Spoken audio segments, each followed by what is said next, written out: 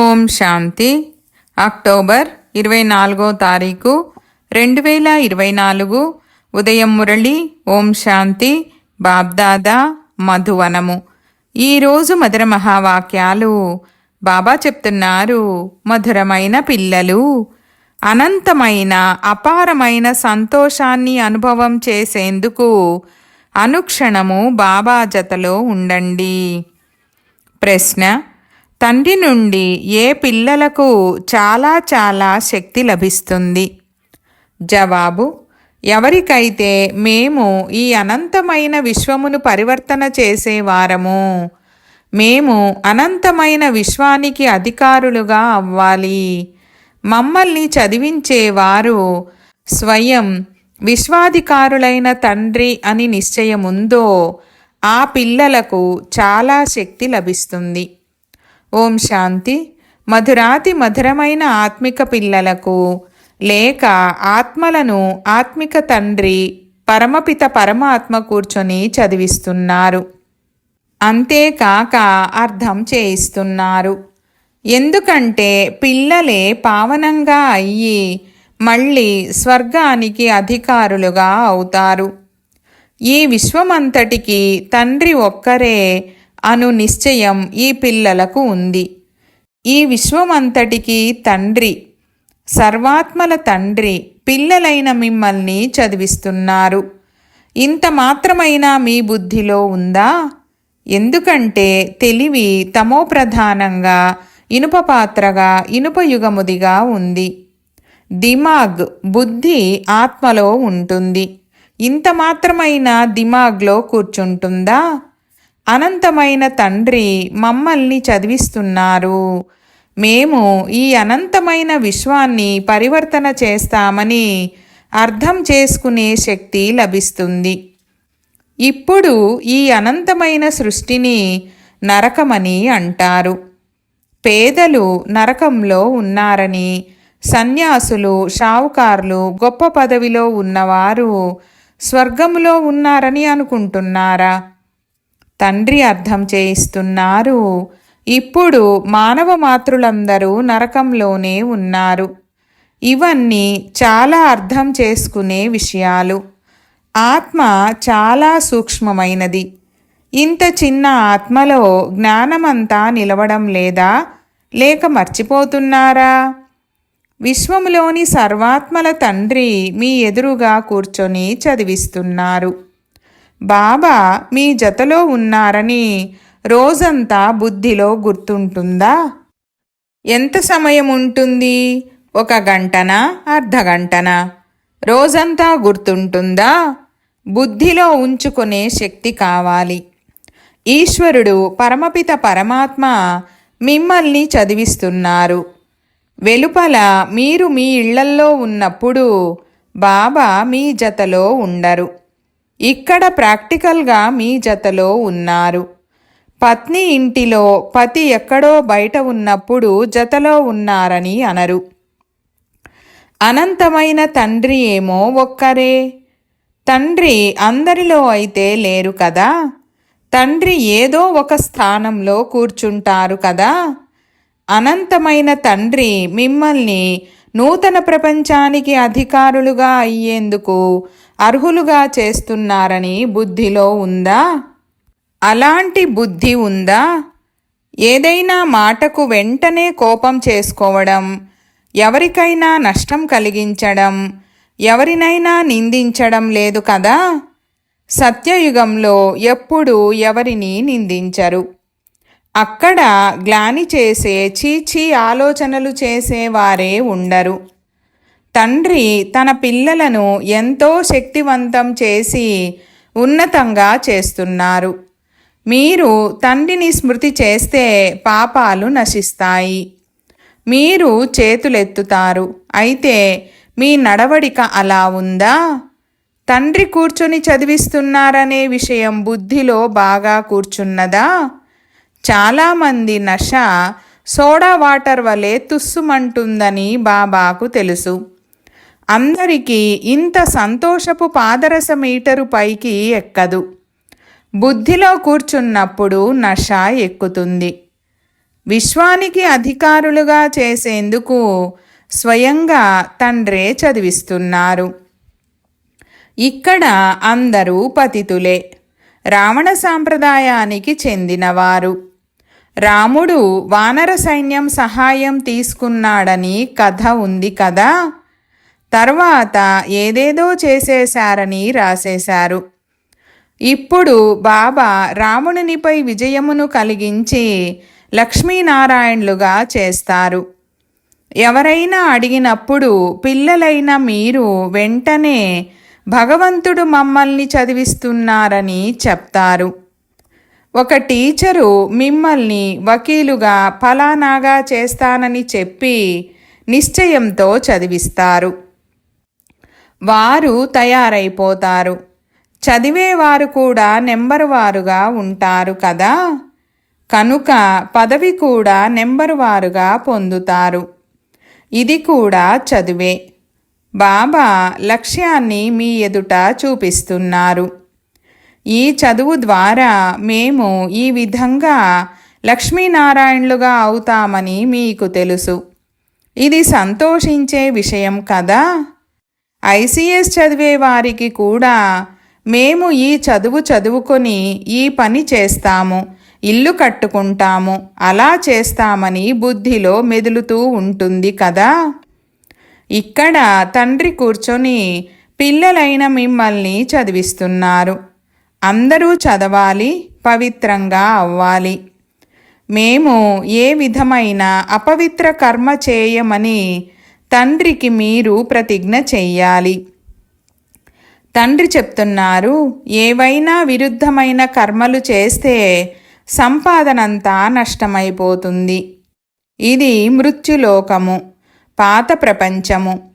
మనము నూతన ప్రపంచము కొరకు చదువుతున్నాము.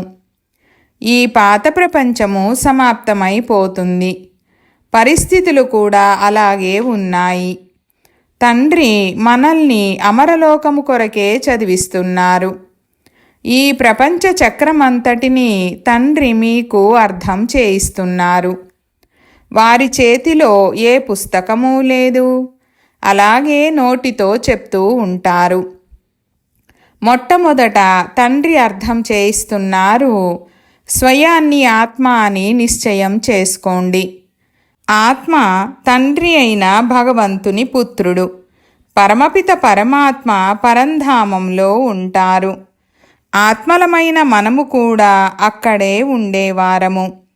అక్కడి నుండి పాత్ర చేసేందుకు ఇక్కడకు నెంబర్ వారుగా వస్తూ ఉంటాము. ఇది చాలా పెద్ద అనంతమైన నాటక రంగము. ఈ స్టేజిపై నూతన ప్రపంచంలో పాత్ర చేసేందుకు మొదట పాత్రధారులు భారతదేశంలో వస్తారు. ఇది వారి కర్తవ్యం. మీరు వారి మహిమను గానం కూడా చేస్తారు. మీరు వారిని కోటీశ్వరులని అంటారా? వారి వద్ద లెక్కలేనంత అపారమైన ధనరాశులుంటాయని తండ్రి చెప్తున్నారు కదా. ఎందుకంటే తండ్రి అనంతమైన వారు. ఇది కూడా తయారైన డ్రామా. శివబాబా వారిని ఇటువంటి ధనవంతులుగా చేసినందుకు భక్తి మార్గములో మళ్ళీ వారికి శివునికి మందిరాలు కట్టించి పూజిస్తారు. మొట్టమొదట ఎవరైతే పూజ్యులుగా చేశారో వారి మందిరాలను తయారు చేస్తారు. తండ్రి మన నష పెంచేందుకు ప్రతిరోజు చాలా అర్థం చేయిస్తూ ఉంటారు. అయితే నెంబరు వారు పురుషార్థానుసారము ఎవరైతే అర్థం చేసుకొని సేవలో నిమగ్నమవుతారో వారు తాజాగా ఉంటారు. లేకుంటే నిరాశతో వాడిపోయి ఉంటారు. ఈ భారతదేశంలో మీరు రాజ్యపాలన చేయునప్పుడు ఇతర ధర్మమేది ఉండేది కాదు. ఒక్క దేవీ దేవతా ధర్మము మాత్రమే ఉండేది. తర్వాత ఇతర ధర్మాలు వచ్చాయి. ఈ సృష్టి చక్రం ఎలా తిరుగుతుందో ఇప్పుడు మీకు తెలుసు. పాఠశాలలో లక్ష్యం ఉండాలి కదా. సత్యయుగము ఆదిలో వీరు రాజ్యపాలన చేసేవారు. తర్వాత 84 జన్మల చక్రములోకి వచ్చారు. ఇది అనంతమైన చదువని పిల్లలకు తెలుసు. జన్మ జన్మాంతరాలుగా హద్దు చదువును చదువుతూ వచ్చారు. ఇందులో నిశ్చయం పక్కాగా ఉండాలి. ఈ సృష్టినంతటినీ పరివర్తన చేసి నూతనంగా మార్చే అనగా నరకాన్ని స్వర్గంగా తయారు చేసే తండ్రి మనల్ని చదివిస్తున్నారు. ముక్తిధామానికైతే అందరూ వెళ్ళక తప్పదు, కానీ అందరూ స్వర్గంలోకి రాలేరు. మనల్ని తండ్రి ఈ విషయసాగరము నుండి, వేశ్యాలయము నుండి వెలుపలికి తీస్తారు. ఇప్పుడిది వేశ్యాలయం. ఇది ఎప్పటి నుండి మొదలవుతుందో కూడా మీకు తెలుసు. రావణరాజ్యం మొదలై 2500 సంవత్సరాలయ్యింది. భక్తి కూడా అప్పుడే ప్రారంభమయ్యింది. అప్పుడు కేవలం దేవతా ధర్మము వారు మాత్రమే ఉండేవారు. వారు వామమార్గంలోకి వచ్చేశారు. భక్తి చేసేందుకే మందిరాలు కట్టిస్తారు. సోమనాథ మందిరం ఎంతో పెద్దదిగా కట్టించారు. చరిత్రను విన్నారు కదా. మందిరంలో ఎంత సంపద ఉండేది. అనగా ఆ సమయంలో వారెంత ధనవంతులుగా ఉండేవారు. కేవలం ఒక్క మందిరమే ఉండదు కదా. చరిత్రలో ఒక్క మందిరం పేరే వేశారు. మందిరాలను అనేక మంది రాజులు కట్టిస్తారు. ఒకరిని చూసి ఒకరు అందరూ పూజిస్తారు. అనేక మందిరాలను నిర్మిస్తారు. ఒక్క మందిరాన్నే లూటీ చేసి ఉండరు. దగ్గరలో ఇతర మందిరాలు కూడా ఉండి ఉంటాయి. అక్కడ సత్యయుగంలో గ్రామాలు దూరంగా ఉండవు. ఒకదానికొకటి దగ్గరగానే ఉంటాయి. ఎందుకంటే అక్కడ రైళ్ళు మొదలైనవి ఉండవు కదా. ఒకదానికి ఒకటి చాలా దగ్గరగా ఉంటాయి. ఆ తర్వాత నెమ్మదిగా సృష్టి వ్యాపిస్తూ పోతుంది. పిల్లలు, మీరిప్పుడు చదువుకుంటున్నారు. అత్యంత గొప్ప శ్రేష్టమైన తండ్రి మిమ్మల్ని చదివిస్తున్నారు. ఈ నష ఉండాలి కదా. ఇంట్లో ఎప్పుడూ ఏడవడం, కొట్టుకోవడం ఉండరాదు. ఇక్కడ మీరు దైవీ గుణాలను ధారణ చెయ్యాలి. ఈ పురుషోత్తమ సంగమ యుగంలో పిల్లలైన మిమ్మల్ని చదివిస్తారు. ఈ మధ్య సమయంలో మీరు పరివర్తన అవుతారు. పాత ప్రపంచము నుండి కొత్త ప్రపంచంలోకి వెళ్ళాలి. ఇప్పుడు మీరు పురుషోత్తమ సంగమ యుగంలో చదువుతున్నారు. భగవంతుడు మిమ్మల్ని చదివిస్తున్నారు. ప్రపంచమంతటినీ మార్చేస్తారు. పాత ప్రపంచాన్ని నూతన ప్రపంచముగా చేస్తారు. ఆ నూతన ప్రపంచానికి మీరు మళ్ళీ అధికారులుగా అవ్వాలి. మీకు యుక్తి తెలిపేందుకు తండ్రి కట్టుబడి ఉన్నారు. పిల్లలైన మీరు ఆ ప్రకారంగా నడుచుకోవాలి. మనము ఇక్కడే ఉండేవారము కాదని అర్థం చేసుకున్నారు. ఒకప్పుడు మన రాజధాని ఉండేదని కూడా మీకు తెలీదు. రావణరాజ్యంలో మీరు చాలా దుఃఖీలుగా ఉన్నారని తండ్రి అర్థం చేయిస్తున్నారు. దీనిని వికారీ ప్రపంచమని అంటారు. దేవతలు సంపూర్ణ నిర్వికారులు. వారి ముందు స్వయాన్ని వికారులమని చెప్పుకుంటారు. ఈ రావణరాజ్యం ఎప్పటి నుండి ప్రారంభమయ్యిందో, ఏం జరిగిందో ఎవ్వరికీ తెలీదు. బుద్ధి పూర్తిగా తమోప్రధానంగా ఉంది. సత్యయుగంలో పారసబుద్ధి కలవారిగా ఉండేవారు. అప్పుడు విశ్వమంతటికి అధికారులుగా ఉండేవారు. అపారమైన సుఖముండేది. దాని పేరే సుఖధామము. ఇక్కడ అపారమైన దుఃఖముంది. సుఖ ప్రపంచము, దుఃఖ ప్రపంచము ఎలా ఉంటుందో కూడా ఆ తండ్రే అర్థం చేయిస్తున్నారు. ఎంత సమయం సుఖము, ఎంత సమయం దుఃఖం ఉంటుందో మానవులకు ఏమాత్రమూ తెలీదు. మీలో కూడా నెంబర్ వారుగా అర్థం చేసుకుంటూ ఉంటారు. ఇవన్నీ అర్థం చేయించేవారు అనంతమైన తండ్రి. కృష్ణుణ్ణి అనంతమైన తండ్రి అని అనరు. మనస్సుకు అలా అనిపించదు. కానీ తండ్రి అని ఎవరిని అనాలో ఏమాత్రమూ తెలీదు. భగవంతుడు అర్థం చేయిస్తున్నారు. మీరు నన్ను నిందించారు. నేను మిమ్మల్ని దేవతలుగా తయారు చేస్తాను. నన్ను ఎంతగానో నిందించారు. దేవతలను కూడా నిందించారు. ఇంత మూఢమతులుగా అయ్యారు. భజగోవిందం అని కూడా అంటారు. తండ్రి చెప్తున్నారు, ఓ మూఢమతులారా, గోవింద గోవింద రామ రామ అంటూ ఎవరిని భజిస్తున్నారో కూడా బుద్ధికి తెలియకుండా పోయింది. రాతి బుద్ధి గల వారిని మూఢమతులని అంటారు. తండ్రి చెప్తున్నారు, ఇప్పుడు నేను మిమ్మల్ని విశ్వమంతటికి అధికారులుగా చేస్తాను. తండ్రి సర్వుల సద్గతి దాత. తండ్రి అర్థం చేయిస్తున్నారు, మీరు మీ పరివారము మొదలైన వాటిలో ఎంతో చిక్కుకొనిపోయి ఉన్నారు. భగవంతుడు చెప్పిన దానిని బుద్ధిలోకి తెచ్చుకోవాలి. కానీ ఆసురీ మతానికి అలవాటు పడిపోయారు. ఈశ్వరీయ మతమును ఎలా అనుసరించాలి? గోవిందుడెవరు, ఏ వస్తువు అనేది కూడా తెలియదని తండ్రి తెలిపిస్తున్నారు. బాబా, మీరు అనేక పర్యాయాలు మాకు అర్థం చేయించారని మీరంటారు. ఇది కూడా డ్రామాలో నిర్ణయించబడింది. బాబా, మేము మళ్ళీ మీ నుండి వారసత్వము తీసుకుంటున్నాము. మేము నరుని నుండి నారాయణునిగా తప్పకుండా అవుతాము.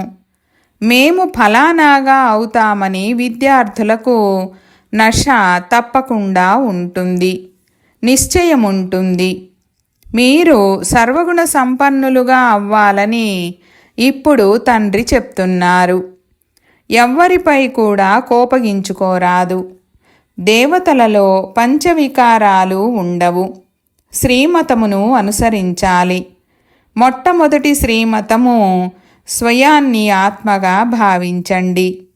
ఆత్మలైన మీరు పరంధామము నుండి ఇక్కడకు పాత్రను అభినయించేందుకు వచ్చారు. మీ శరీరము వినాశనం అయ్యేది. ఆత్మ అవినాశి కనుక మీరు స్వయాన్ని ఆత్మగా భావించండి. నేను ఆత్మను పరంధామము నుండి ఇక్కడకు పాత్రను అభినయించేందుకు వచ్చాను. ఇక్కడ దుఃఖము కలిగినప్పుడు ముక్తిధామానికి వెళ్ళాలని అనుకుంటారు. అలా వెళ్ళాలనుకుంటే మిమ్మల్ని పావనంగా తయారు చేసేదెవరు? ఒక్కరినే పిలుస్తారు. ఆ తండ్రి వచ్చి చెప్తున్నారు, నా మధురమైన పిల్లలు, స్వయాన్ని ఆత్మగా భావించండి, దేహమని భావించకండి. నేను కూర్చొని ఆత్మలకు వినిపిస్తున్నాను. ఆత్మలే నన్ను, ఓ పతిత పావన, మీరు వచ్చి పావనంగా చేయండని పిలిచారు. భారతదేశంలోనే పవిత్రంగా ఉండేవారు. ఇప్పుడు మళ్ళీ పతితుల నుండి పావనంగా చేసి సుఖధామానికి తీసుకెళ్ళండని పిలుస్తారు. కృష్ణుడి పట్ల మీకు ప్రీతి అయితే ఉంది. అందరికంటే ఎక్కువగా వ్రతాలు, నియమాలు కన్యలు, మాతలే చేస్తారు. కృష్ణపురి అనగా సత్యయుగంలోకి వెళ్ళాలని నీరు కూడా త్రాగకుండా ఉంటారు. జ్ఞానము లేనందున చాలా హఠము మొదలైనవి చేస్తారు. మీరు కూడా చాలా హఠము చేస్తారు. ఇతరులకు వినిపించేందుకు కాదు, స్వయం కృష్ణపురికి, వైకుంఠానికి పోయేందుకు చేస్తున్నారు. మిమ్మల్ని ఎవ్వరూ అడ్డగించరు. అక్కడ వారు ప్రభుత్వం ఎదుట నిరాహార దీక్షలు చేస్తారు, హఠము చేస్తారు, విసిగిస్తారు. మీరు ఎవ్వరి వద్ద ధర్నా చేసే పని లేదు.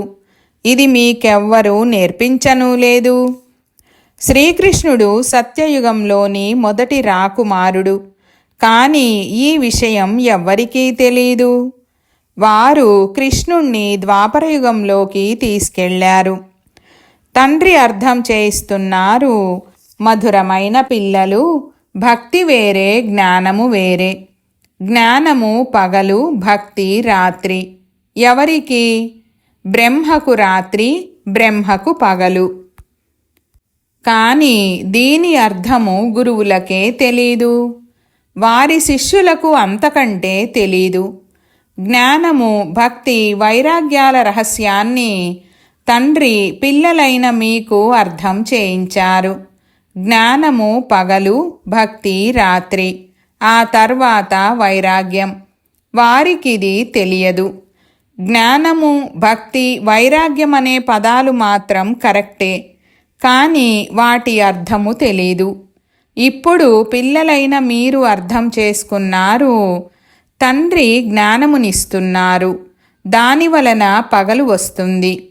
భక్తి మొదలైతే రాత్రి అని అంటారు, ఎందుకంటే ఎదురు దెబ్బలు తగులుతాయి, ఎదురు దెబ్బలు తినవలసి వస్తుంది. బ్రహ్మకు రాత్రి అంటే బ్రాహ్మణులకు కూడా రాత్రే, తరువాత పగలవుతుంది. జ్ఞానము ద్వారా పగలు, భక్తి ద్వారా రాత్రి. రాత్రిలో మీరు వనవాసంలో కూర్చొని ఉన్నారు, పగలులో మీరు చాలా గొప్ప ధనవంతులుగా అవుతారు. మంచిది. मीठे मीठे सिकीलधे बच्चों प्रति मात पिता बाप दादा का याद प्यार और गुड मॉर्निंग. रूहानी बाप की रूहानी बच्चों को नमस्ते. हम रूहानी बच्चों की रूहानी बाप दादा को याद प्यार, गुड मॉर्निंग और నమస్తే నమస్తే బాబా నమస్తే. ధారణ కొరకు ముఖ్య సారము. 1వ పాయింట్, తండ్రి నుండి లభించిన సంతోష ఖజానా దిమాగ్లో, బుద్ధిలో కూర్చుంటుందా? 2, తండ్రి మనల్ని విశ్వాధికారులుగా చేసేందుకు వచ్చారు. అటువంటి ప్రవర్తన నాకుందా? నేను మాట్లాడే విధానం అలా ఉందా? ఎప్పుడూ ఎవ్వరిని నిందించడం లేదు కదా? తండ్రి వద్ద ప్రతిజ్ఞ చేసిన పిదప ఏ అపవిత్ర కర్మ చేయడం లేదు కదా? వరదానము. సాక్షి స్థితిలో స్థితమై ఉండి పరిస్థితుల ఆటను చూసే సంతోషి ఆత్మ భవ. వివరణ. ఎటువంటి కదిలించే పరిస్థితులు వచ్చినా సాక్షి స్థితిలో స్థితమైపోతే ఇదంతా ఒక తోలుబొమ్మలాట, నిజమైనది కాదని అనుభవం చేస్తారు. మీ శాన్ గౌరవము, గర్వములో ఉంటూ ఆటను చూడండి. సంగమ యుగము యొక్క శ్రేష్టమైన గౌరవము సంతుష్టమణిగా అవ్వడం లేక సంతోషిగా అయి ఉండడం. ఈ గౌరవంలో ఉండే ఆత్మ పరేషాన్గా అవ్వదు. సంగమయుగంలో బాబ్దాదా యొక్క విశేషమైన కానుక సంతుష్టత. స్లోగన్. మనసులోని సంతోషం ముఖము ద్వారా స్పష్టంగా కనిపించేటంత ప్రసన్నంగా అవ్వండి. ఓం శాంతి.